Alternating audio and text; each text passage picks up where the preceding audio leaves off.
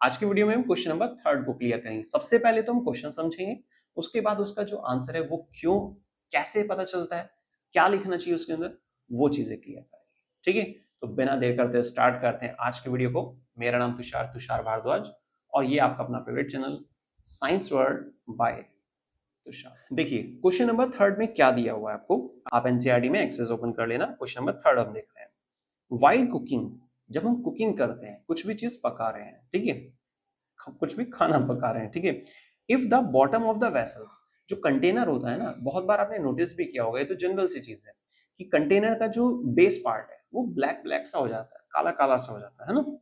वही चीज यहाँ पर दी हुई है। If the bottom of the vessels is getting black and on the outside, बाहर की तरफ से वो कैसा हो गया, काला पड़ रहा है बर्तन। इट मीन्स, इसका क्या मतलब है, दैट, अब आगे आगे 4 ऑप्शन। पहला ऑप्शन है the food is not cooked completely, food अच्छे से नहीं पक पा रहा है।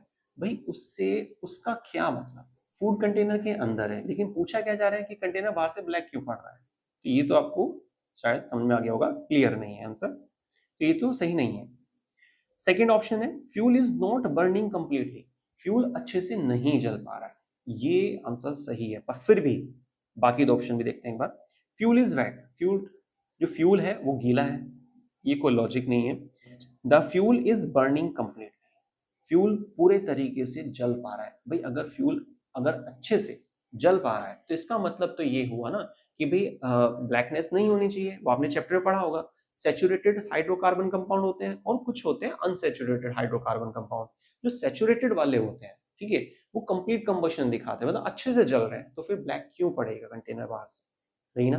तो डी ऑप्शन सही नहीं है। अब जो सी ऑप्शन था हमारे पास जिसमें बोल रहा है फ्यूल गीला है, भाई आप चूल्हे का इस्तेमाल कर रहे हैं, लकड़ी जला रहे हैं, लकड़ी गीली है, तो वहां बात कुछ हद तक समझ में आती है। तो ये आंसर कुछ पॉइंट्स के हिसाब से देखा जाए तो कंसिडर किया जा सकता था, लेकिन इससे भी बेस्ट ऑप्शन, बिल्कुल बेस्ट ऑप्शन, वो है बी।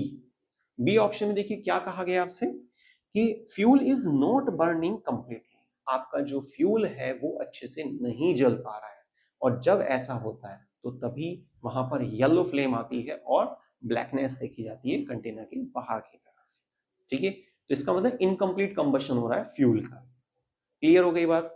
अब वो किस वजह से, उसके बहुत सारे कारण हो सकते हैं। हो सकता है बर्नर में कुछ प्रॉब्लम आ रही हो, या जो नोजल है वहां पे कुछ कूड़ा कचरा वगैरह फंस गया हो, या जो आपका फ्यूल है वो खत्म हो रहा है, आपने उसको थोड़ा तिरछा किया, ये वो सब चीजें, मतलब वो तो बहुत सारे कारण हो सकते हैं। तो हमारे पास जो क्वेश्चन नंबर 3 है, इसमें जो 4 ऑप्शन है उसमें सही कौन सा है, ऑप्शन बी। क्लियर। अगर आपको क्वेश्चन नंबर 3 अच्छे समझ में आ गया है और जो उसका आंसर है वो कैसे सेलेक्ट किया गया ये भी समझ में आ गया है, तो प्लीज वीडियो को मैक्सिमम शेयर कीजिएगा। और एक इंपॉर्टेंट चीज, अगर आपने चैनल को सब्सक्राइब नहीं किया, आपको लगता है कि कंटेंट आपको समझ में आता है, जो समझाने की कोशिश की जाती है, तो चैनल को सब्सक्राइब, कमेंट और लाइक और मैक्सिमम शेयर करना मत भूलिएगा। मिलते हैं नेक्स्ट वीडियो में एक और नए इंपॉर्टेंट क्वेश्चन के साथ। वीडियो को स्टार्टिंग से लास्ट तक देखने के लिए बहुत बहुत धन्यवाद। थैंक्स।